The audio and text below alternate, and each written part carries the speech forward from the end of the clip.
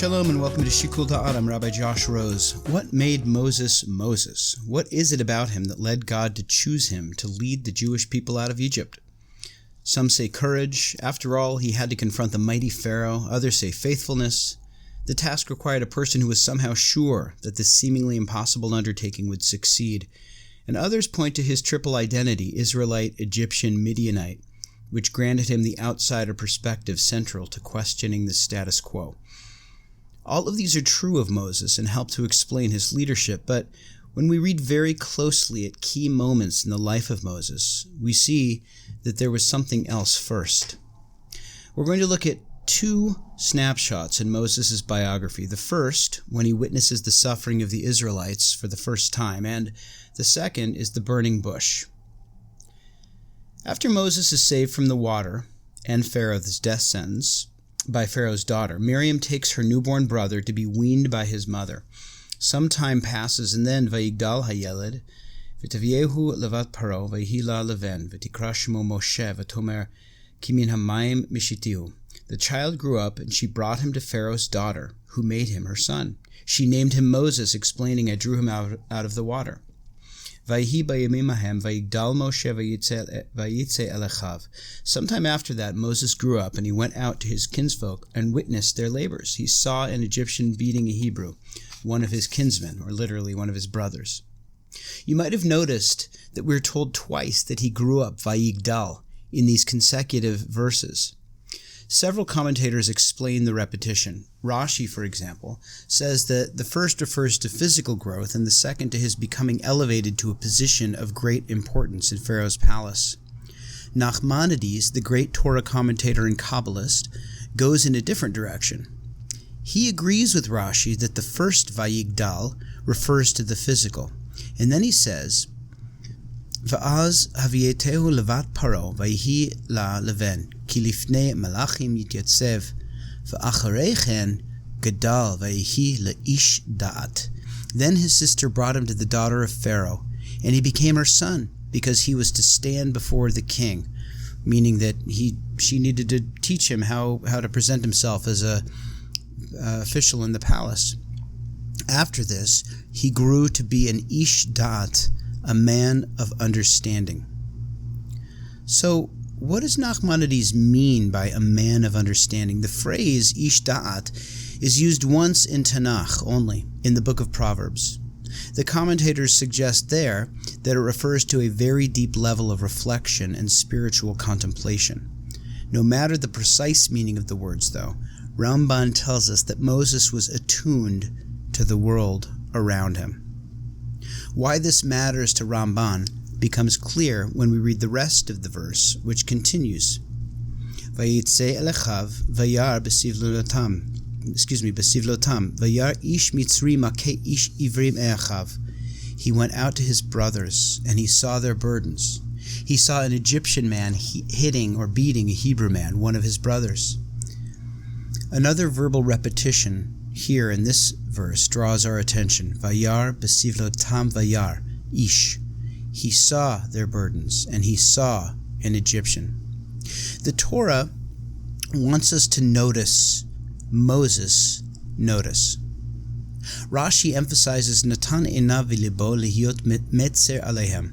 He focused his eyes and his heart to be distressed over the Israelites. Both Rashi and Ramban, then, amplify subtle clues in the text that help us understand what made Moses Moses. All of Egypt knows what is happening to the Israelites and the moral crimes that are being committed. They are all implicated. But only one of them, Moses, is committed to becoming attuned to it all, to seeing past the assumptions of the society and the noise of daily life. Only he pays attention.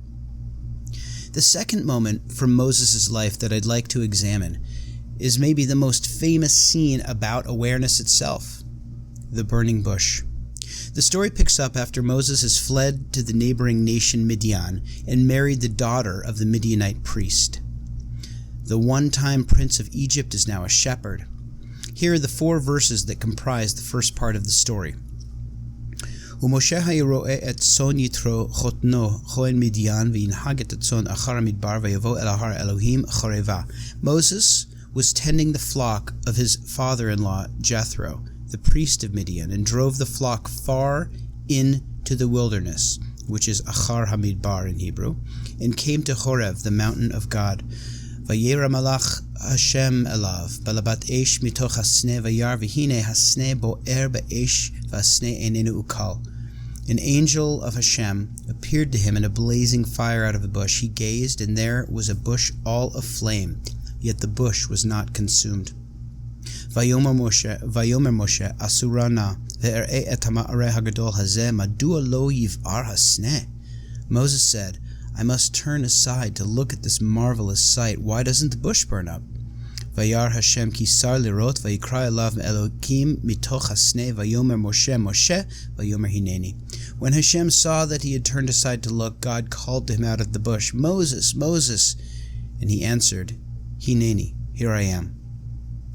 Midrash Rabba, part of what we call the Oral Torah, focuses on Moses' attentiveness and offers two opposite readings of this scene. Shahaya Kodesh Baruch Hu medaber im Moshe v'lo haya mevakesh levatel mimelachto. The Holy One was speaking with Moses, and Moses did not desist from his work. He showed him this burning bush so that he would turn his face and look and speak with him. This is why we find at the beginning of the verse, an angel of Hashem appeared to him, which is what it says in the Torah. But we see that Moses did not go to look. When he finally desisted from his work and went to see, immediately, the Torah says, God appeared to him. We can't linger too long in this midrash, but I want to point out something profound that is easy to miss here. And that is that it is before the miracle of the burning bush that God expects Moses' attention. That is, Moses could have attuned to God's presence in the ordinary world, but he was just simply caught up in his labor and his work. It seems that the Midrash is suggesting that it is not the combination of the flame and the voice of God that constitute the miracle. Rather, the flame was a miraculous device merely to get the attention of Moses so he would hear a voice that, had he been ready, so to speak, all along, he would have heard. When Moses turns and notices, then God is revealed.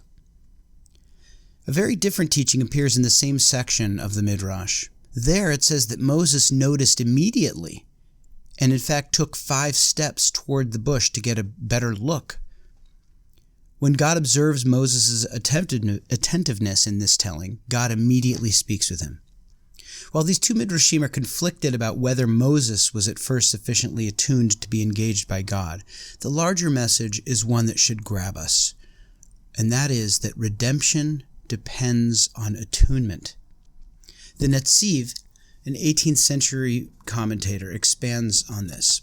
He says, במדבר מבעיה אלה המשמעות שהיה משתדל להנהיג במקום שהוא יותר מדבר ונמשך אחר מקום מדבר, והוא כדי שיוכל להתבודד ולחקור את אלוקות וכדומה. We would have expected it to say, claims the Netziv, in the wilderness, not achar the wilderness, or far into the wilderness. The teaching is that he made an effort to drive the flocks to a place that was more desolate and was drawn further and further into the wilderness. This was in order that he could isolate himself and reflect on God's divinity. The Netziv sees Moses as engaged in a kind of meditation. Now, this may surprise some modern learners, but contemplation and deep mental spiritual focus are absolutely part of the Jewish tradition. I don't know that we can understand Moses throughout the rest of the Torah without accepting this. Whether we want to follow the Netziv and say that the phrase Achar Hamidbar, far into the wilderness, means that Moses was engaged in contemplation, whether that's the original intent of the verse, I don't know. But it is clear from the Torah itself that Moses' willingness to see and to pay attention and to be attuned by turning aside is at the root of the revelatory experiences that opened the door to his engagement with God and his subsequent leadership of Israel. I want to be emphatic, though, in saying that what the Torah and these commentators are teaching is not akin to contemporary discussions of mindfulness and meditation, those that we hear in our own day. Often those practices, as they are presented in a modern context, are presented as tools for health and improvement of self, and as such they are very important and useful. But in the Torah, Moses' attunement is precisely what allows him to escape the self and to discover his purpose. Attunement leads to revelation of a reality beyond what we see with our eyes. This attunement leads to our heart's opening. Our heart's opening leads us to notice the lives of others, and noticing others leads us to acts of courage and goodness. Where does Moses' deep focus lead after this scene? He stops running away from his intuition that there is terrible pain in the world among the Israelites. He walks directly into the furnace of suffering in Egypt that he witnessed when he first became, in the words of Nachmanides, a man of understanding, so that he can aid others and thereby be a servant of God, Aved Hashem. In this age of distraction, we have to understand that all of the flashing electronics or just the ordinary busyness of our lives, all the apps, conveniences, consumer goods, all the noise, these are not simply compromising our personal happiness. They keep us inside of ourselves and therefore away from the deep truth of our lives, away from God, and therefore away from our responsibility. It's time to turn off and to tune in. God needs us to pay attention. Have a great Shabbos. Thank you so much for listening.